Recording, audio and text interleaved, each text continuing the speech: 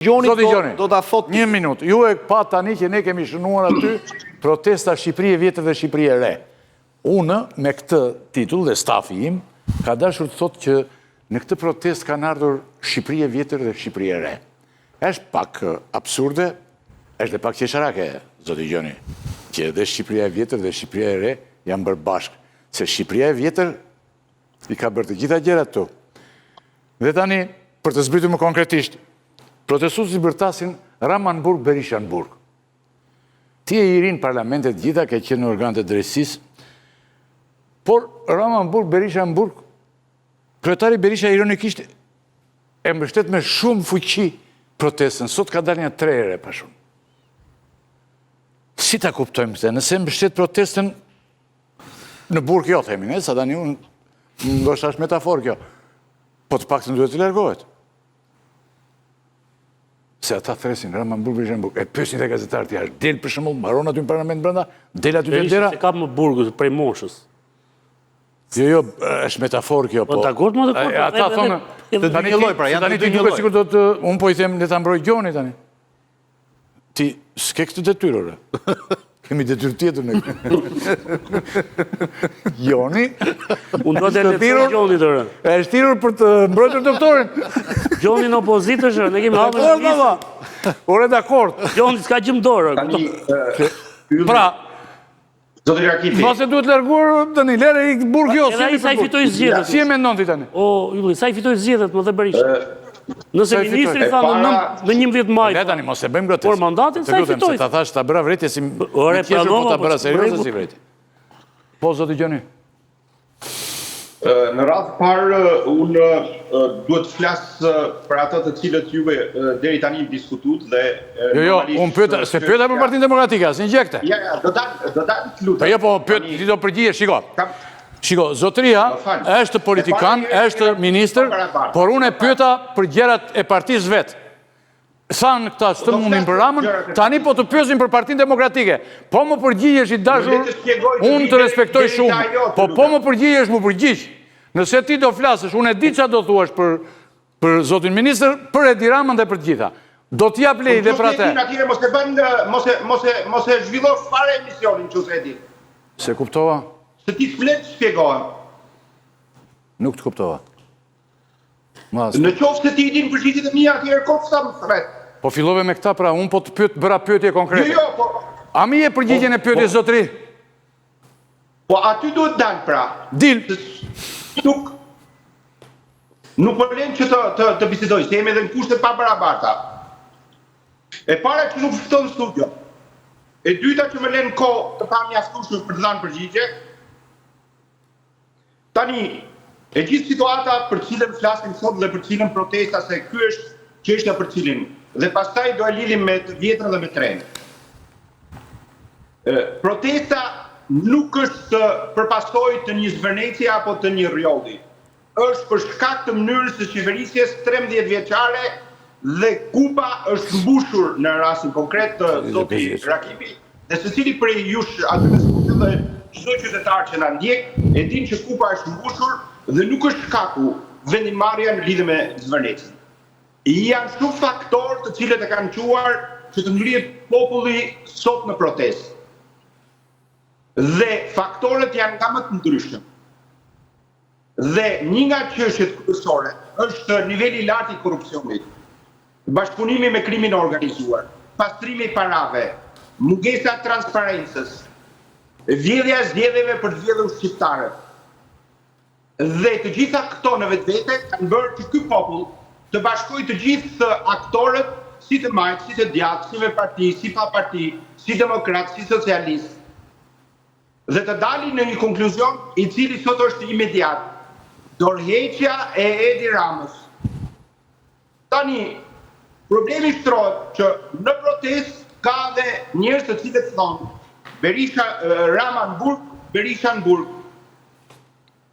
Dhe çështja është shumë e thjeshtë. Njerëzit të cilët sot janë në protest, edhe nga informacionet që kam, edhe për shkak të ish funksionit që kam, rezulton që janë njerëz të paguar.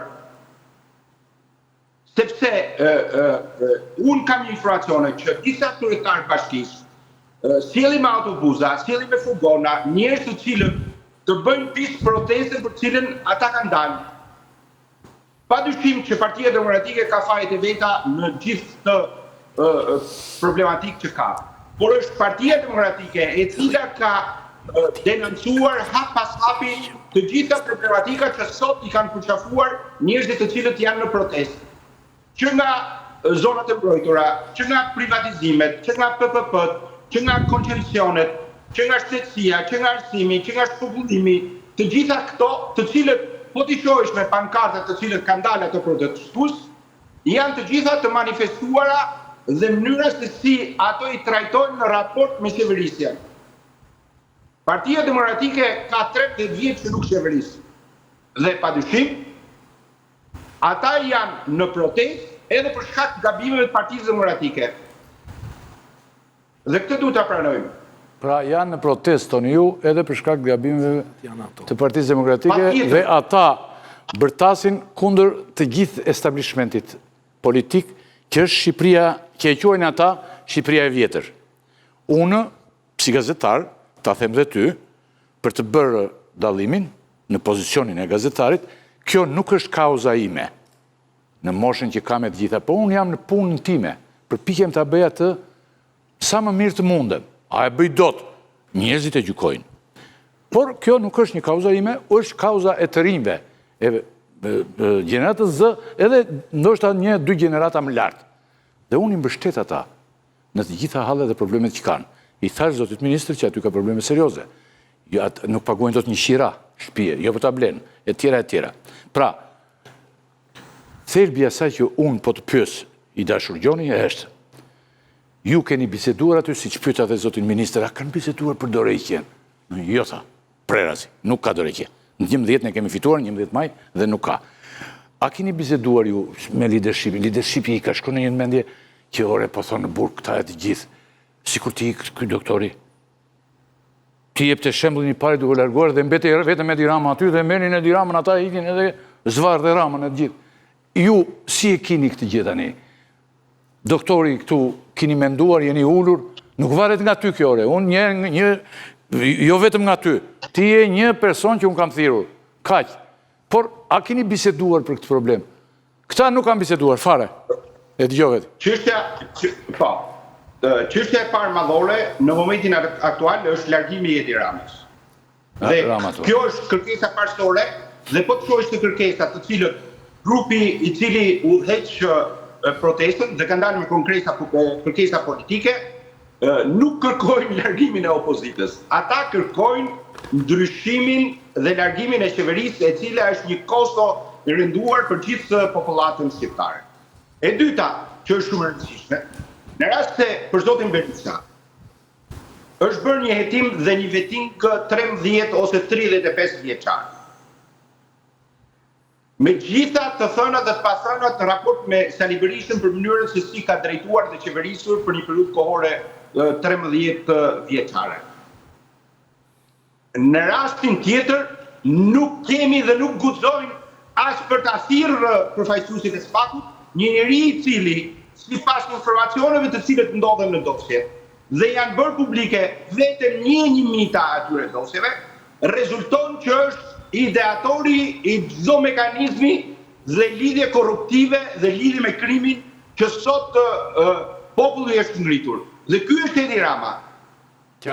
Dhe po tani ju personalisht kam informacione nga brenda edhe për shkak të ish funksionit që dosjet të cilët janë në tëmolin, dosjet të cilët kanë bëjnë me koncesionet, dosjet të cilët kanë bëjnë me krimin organizuar, me pastrimin e parave, ka një ideator.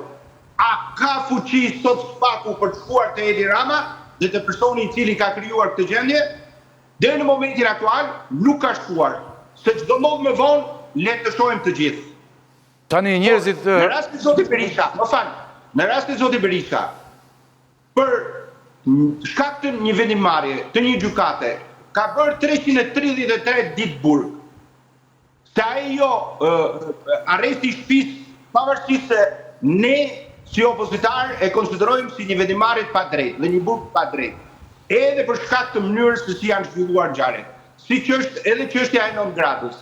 të cilët pas 5 vjetëve u arrit që të çbëj për shkak të një vendimarrje e cila ishte një vendimarrje jo e mbështetur në fakte dhe në prova.